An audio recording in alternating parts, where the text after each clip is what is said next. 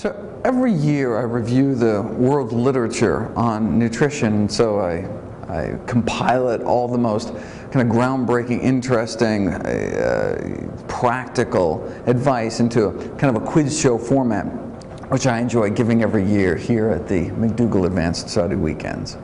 One of the most fascinating studies to come out over the last 12 months was this study on the antioxidant content of over 3,000 different foods.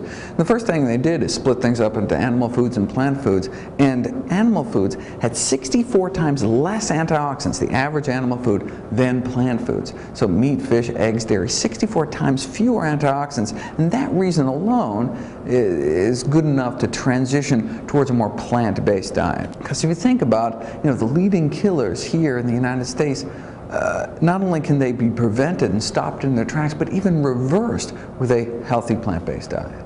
Such as? Heart disease. Heart disease, our #1 killer, both men and women, every single year for the last 94 years. All right? Back in 1990, Dr. Dean Ornish proved that you could prevent, stop, and reverse heart disease, yet since then millions of people have died, unnecessary deaths. We have the miracle cure, we've had it for decades, to our #1 killer, and yet how many people have heard about it? There's tremendous resistance in the medical establishment towards this kind of lifestyle medicine, and it's changing.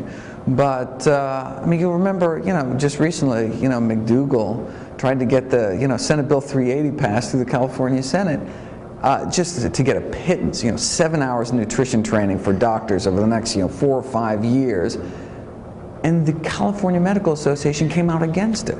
Right? Mainstream medical associations came out against doctors even getting a few hours of nutrition. We know they're not getting in medical school. So out of the hundreds of hours of continuing medical education, at least could they get a few hours of nutrition? This was opposed by the medical establishment. What did we learn in medical school? We learned what the pharmaceutical industry wanted us to learn. We were taken out to drug lunches. That's where a lot of our educational materials came from. On average, doctors in the United States, may get 23 hours of nutrition training out of thousands of hours of preclinical instruction. Usually it's just kind of the biochemistry of vitamins, not clinical nutrition, not nutrition on how to prevent, treat, and reverse disease. In fact, not just any disease, but the leading killers. If we really cared about helping people, right, these are the tools that we would give physicians to help people. Nathan Pritikin was reversing heart disease without drugs and surgery for decades before finally Ornish in 1990 published in The Lancet proving that you could open up arteries without drugs, without surgery, right, with lifestyle changes alone. Proved black and white, published in one of the most prestigious medical journals in the world. Only then, I think, did much of the medical world stand up and listen, but they haven't been listening closely enough. Yeah, there's a very interesting paper published 27 years ago in the Journal of the American Medical Association called The Tomato Effect.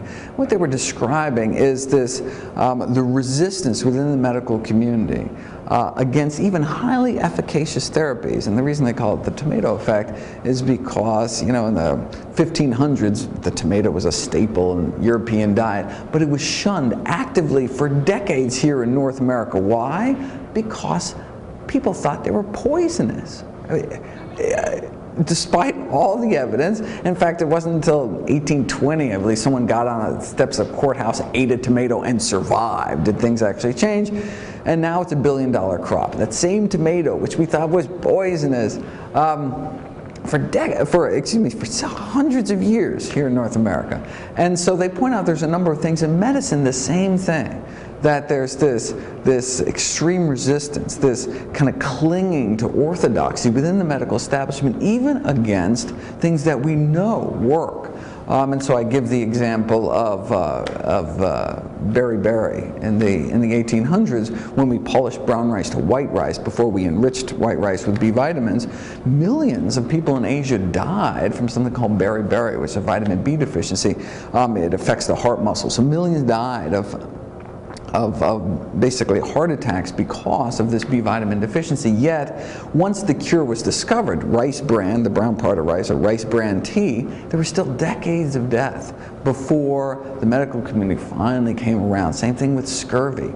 There's, 100 years. We knew lemon juice cured scurvy for 100 years before it was finally embraced by the medical community, because at the time it was thought to be a disease was, imbalance of the humor. So what possible role could diet play? Right? I mean, so these showed the examples of the so-called tomato effect. And so I tried to kind of modernize that concept into the field of nutrition, saying, look, we have an epidemic of heart disease in this country.